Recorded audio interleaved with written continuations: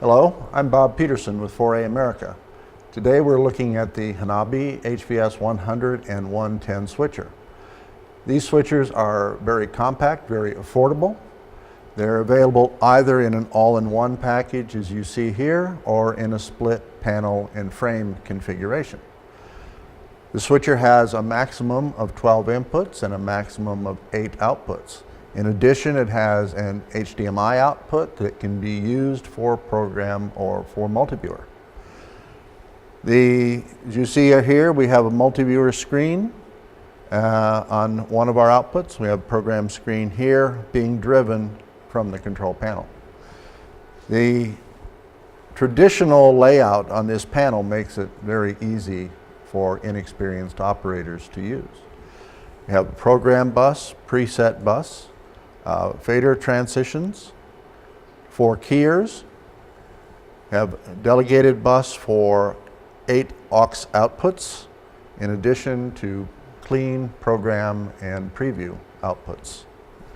The HVS-100 is a 1ME switcher with program and preset bus. Program and preset bus have a mixed transition, wipe transition, available either as wipe patterns or DVE patterns. You have 100 wipes, you have DVEs for compress or slides or any pattern. You have 4 key layers. The key layers can be chroma keys, lower thirds, picture-in-picture, or all 4. So 4 layers on. In addition to the program preset bus, we have a delegated bus that allows the operator to choose the destination of videos on the auxiliary buses. Here I have auxiliary bus 1 set as a multiviewer. I can select that as a program or multiviewer or a direct output. Auxiliary bus 2 is a program output on this monitor. It could be preview, it could be a clean feed, or another multiviewer channel. In addition to live operation, the HVS-100 has both event and macro memory storage. The event memory allows me to recall effects that have been stored. The macro memory allows me to save sequences of button pushes and store them for later recall and playback.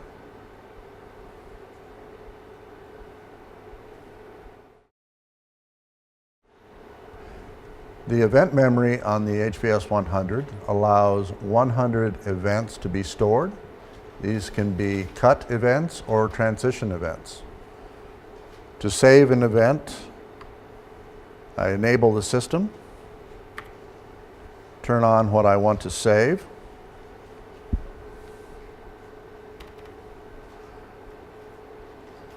position it, and save it to a register.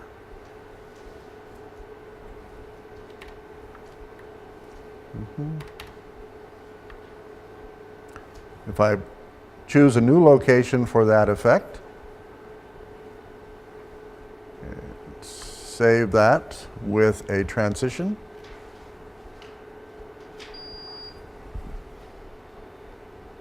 Can recall that position and recall this position. This lets us do keyframe event recall. The HVS-100 has 4 keyers. It also has 4 types of key. It has chroma keys. It has split keys for character generators. It has full keys for picture-in-picture. And it has luma keys for just black and white images. So these 4 keyers can be used individually or they can be used all at one time. These keys can be saved in event memory and recalled.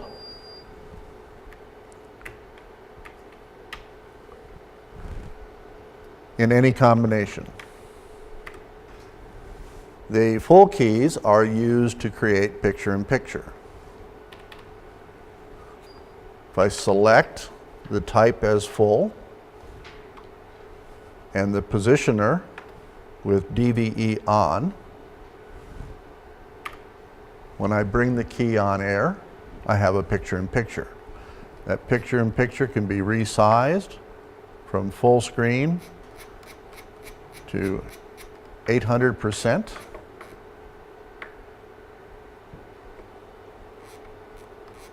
and down to 0. In addition to the positioner, a very unique feature is the ability to do rotational control. This is a very large switcher effect in a very small switcher.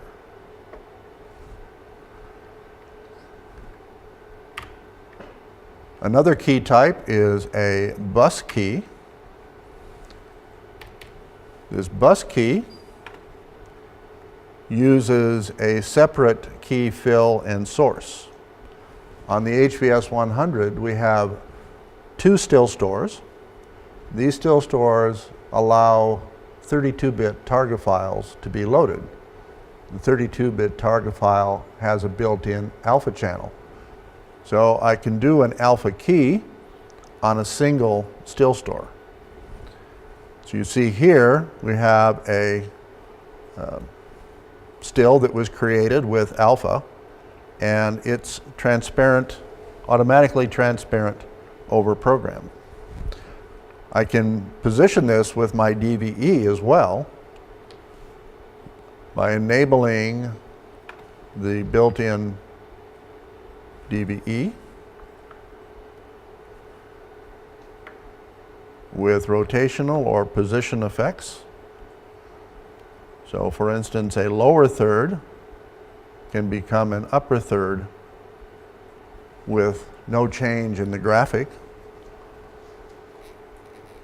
or even rotated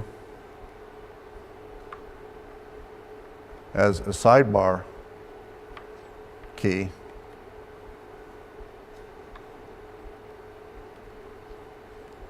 Again, with no change to the graphic.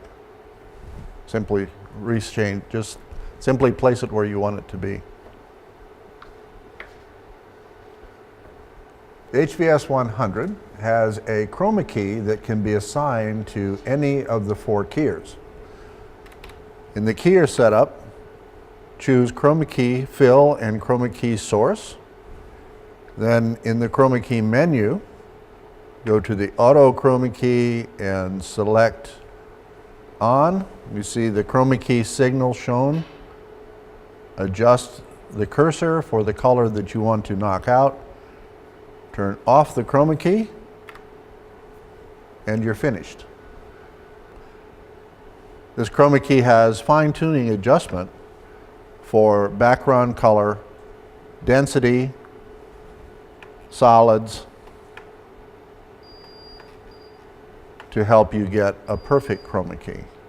In addition, I can control each individual color that I'm knocking out, black, red, white, green, blue, so I can control just the color density of that color. Allows you to have a very high quality chroma key, much higher than most switchers. Another effect that's possible on the HVS-100 is a CG wipe, sometimes called an alpha wipe. By taking a clip that has been created,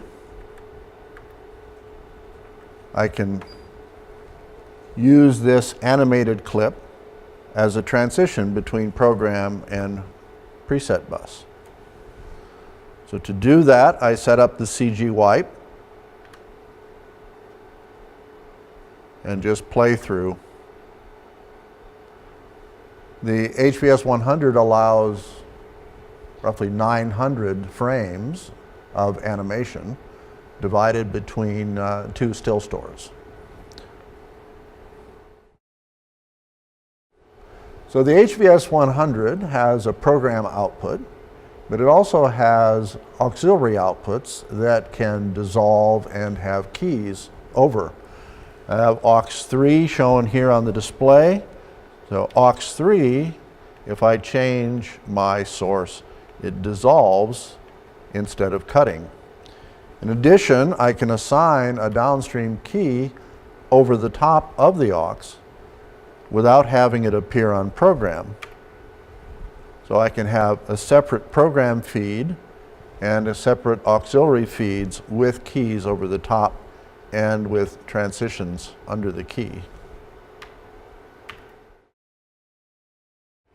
The HVS-100 has a Multiview channel built into the system. It can either output from the auxiliary buses or from the HDMI output. There are 20 Multiview patterns. See a pattern with 14 displayed here.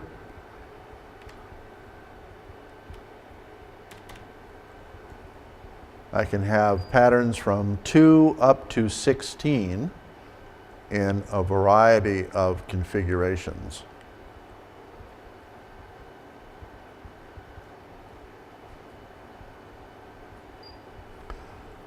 This pattern 14 has been a favorite of many of our users, allowing 2 large windows for program and preview and an additional 12 input windows. I can assign any input to any window. So screen 1 here has aux3 as the source. It also displays the video that is selected on aux3. So I can have monitoring of all of my program outputs on the multiviewer, not only the inputs to the multiviewer, and even a clock. In addition to selectable inputs, you see we have audio bars available on the multiviewers and the built-in tally, red and green tally as well. You can customize the location of the titles. You can have different positions for your names.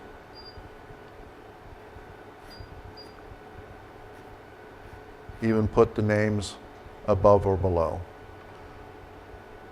I can have different selection for the coloration between the windows on the multiviewer.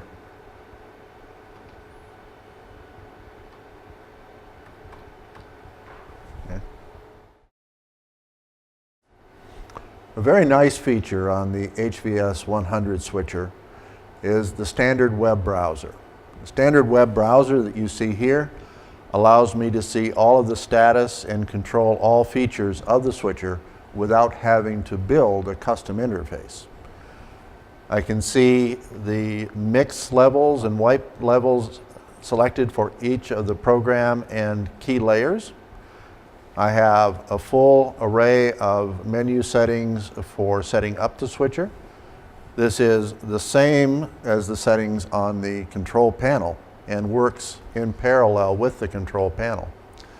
So if I choose to set up an input and have an input signal with frame syncs on, or rename that signal to a different name that appears on the multiviewer, it can all be done from this interface as a live change. System formats, any feature on the switcher, it goes on and on. Status menus. But one of the nice things on this switcher, besides doing setups, is the bus and transition area. You see here on streaming output, I have a representation of the program out or even the multiviewer output. And not only can I see the multiviewer output, I can change to a different pattern remotely across the internet. I have all of my auxiliary buses controlled, and I have live action switching of all layers. And I can even pull the fader. All keyers, fade to black, full functions on the switcher. So that's in the bus transition. But then in the macro, we have a very unique feature.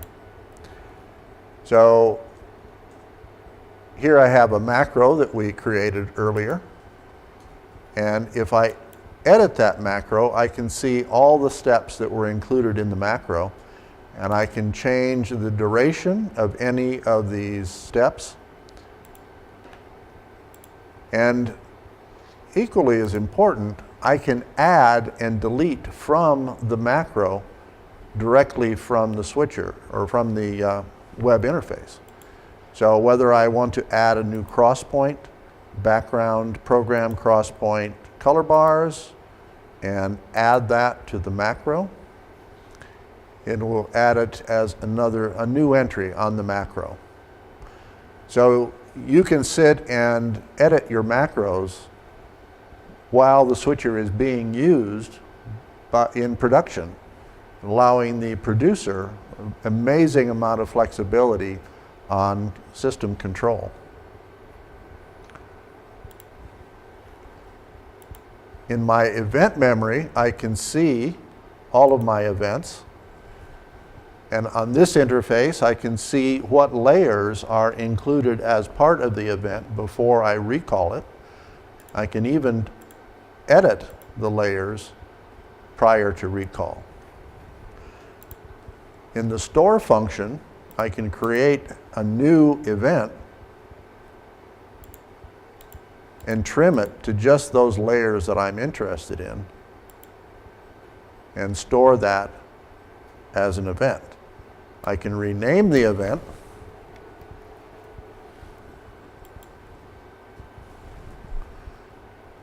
I can name events to remind me of what they did.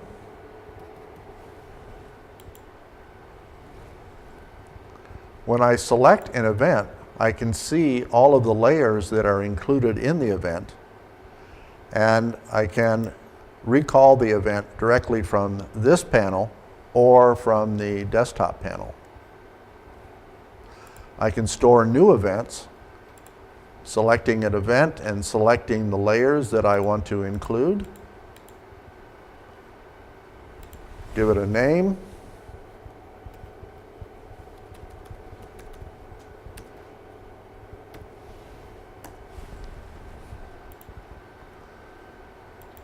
And store it.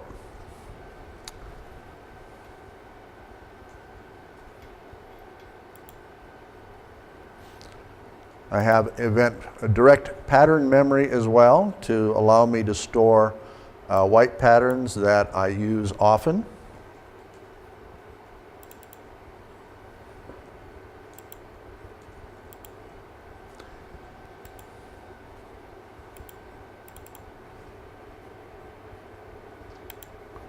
Whether they're DVE patterns that you see here,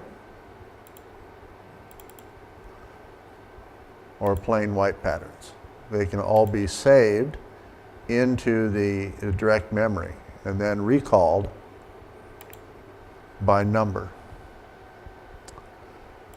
I have a file menu section where I can load stills or clips using the files that are on this computer.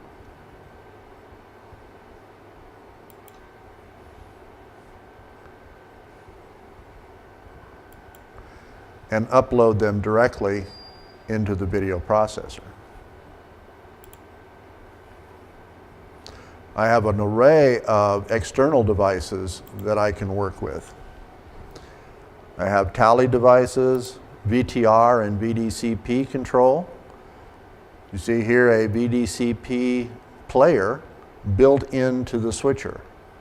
So from here I can connect either by RS-422 or by a LAN connection to a media server that's wired to the switcher. And I have 2 channels of media server and I have 2 channels of VTR available. I have router control. I can connect to the 4A routers and control the route cross points directly from the switcher. The naming from the router will automatically flow through and populate the names in the switcher.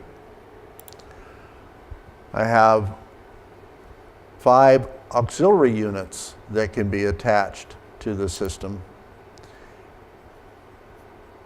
as auxiliary panels, and then those can be assigned to any function on the switcher. This is a really nice feature. Instead of having an aux panel that just has aux1 input 1, I can have a mix of auxes controlled on one panel. I can have event memory and transition and macro recall programs to the panels. I can control external DSKs to expand the number of keys in the switcher. And these are all standard features that are built into the switcher. It doesn't require any option upgrade. From the control panel, or from the web browser rather, I can do copy and swap of the contents of downstream keys.